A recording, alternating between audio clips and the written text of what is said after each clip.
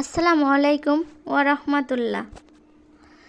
প্রত্যেক মানুষের অন্তরেই রয়েছে অস্থিরতা, যা কেবল আল্লাহর কাছে ফিরে গেলেই ঠিক করা সম্ভব। প্রত্যেক মানুষের অন্তরেই রয়েছে শূন্যতা, তা কেবল আল্লাহর কাছে ফিরে গেলেই সেই শূন্যতা দূর করা সম্ভব। প্রত্যেক মানুষের অন্তরেই রয়েছে আল্লাহর ভয়, যা কেবল আল্লাহর কাছে ফিরে গেলেই তা দূর করা সম্ভব। প্রত্যেক মানুষের অন্তরেই রয়েছে হতাশা, সেটা কেবল আল্লাহর কাছে ফিরে গেলেই হতাশা দূর করা সম্ভব।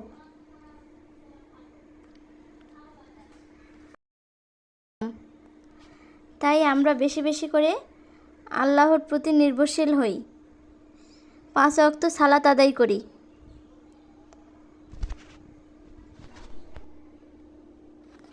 আসসালামু আলাইকুম ওয়া রাহমাতুল্লাহ। ভিডিওটি ভালো লাগলে অবশ্যই লাইক, কমেন্টস এবং শেয়ার করুন।